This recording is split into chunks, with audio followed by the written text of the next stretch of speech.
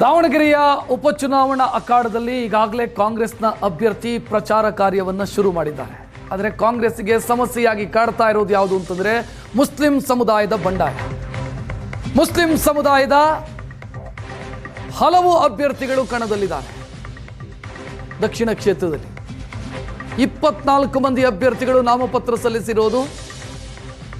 ಈಗ ಮುಸ್ಲಿಂ ಅಭ್ಯರ್ಥಿಗಳನ್ನು ಮನವೊಲಿಸೋದೇ ಕಾಂಗ್ರೆಸ್ಗೆ ಸವಾಲಾಗಿದೆ.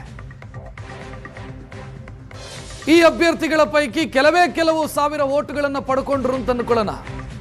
24ರ ಪೈಕಿ ಒಂದು 10 ಜನ ಕಣದಲ್ಲಿದ್ದು ಕೆಲವು ಸಾವಿರ ವೋಟುಗಳನ್ನು ಪಡ್ಕೊಂಡ್ರು ಕೂಡ ಕಾಂಗ್ರೆಸ್ ಪಾಲಿಗೆ ಅದು ದೊಡ್ಡ ಮಟ್ಟದ ಸಮಸ್ಯೆಯನ್ನು ತರುತ್ತೆ. ಯಾಕಂತಂದ್ರೆ ಈ ಅಭ್ಯರ್ಥಿಗಳು ಪಡೆಯುವಂಥ ವೋಟು ಅದು ಕಾಂಗ್ರೆಸ್ನದ್ದೇ ವೋಟು.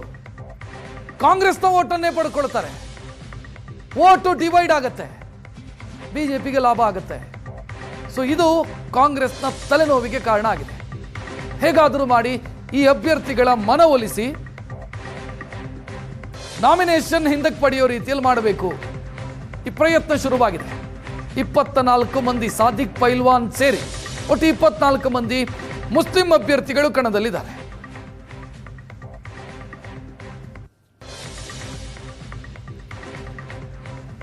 ಯಾರ್ಯಾರು ಅನ್ನೋದನ್ನ ನೀವು ನೋಡ್ತಾ ಇದ್ದೀರಿ. 24 ಮಂದಿಯ ಲಿಸ್ಟ್ ಇದೆ. ಈ 24 ಮಂದಿಯ ಪೈಕಿ ಎಷ್ಟು ಜನ ನಾಮಿನೇಷನ್ ವಾಪಸ್ ಪಡೀತಾರೆ ಅನ್ನೋದು ಪ್ರಶ್ನೆ.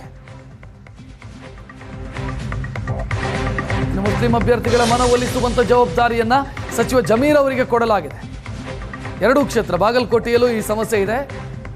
ಸೊ ನಾಮಪತ್ರ ವಾಪಸ್ ಪಡೆಯೋದಕ್ಕೆ ನಾಳೆ ಕೊನೆಯ ದಿನ.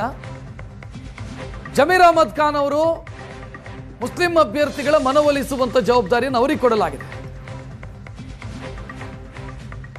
ನಾಳೆ ನಾಮಪತ್ರ ವಾಪಸ್ ಪಡೆಯೋದಕ್ಕೆ ಕೊನೆಯ ದಿನ. ನಾಳೆ ಸಂಜೆಯ ಒಳಗಾಗಿ ನಾಮಪತ್ರವನ್ನು ವಾಪಸ್ ಪಡಿಬೇಕು.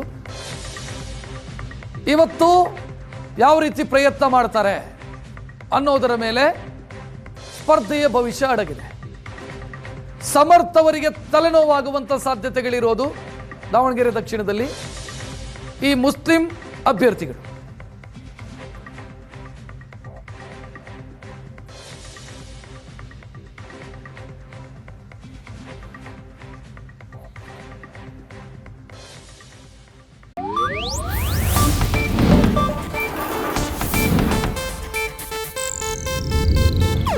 ಇದು ಏಷ್ಯಾನೆಟ್ ನ್ಯೂಸ್ ನೆಟ್ವರ್ಕ್ ಪ್ರಸ್ತುತಿ.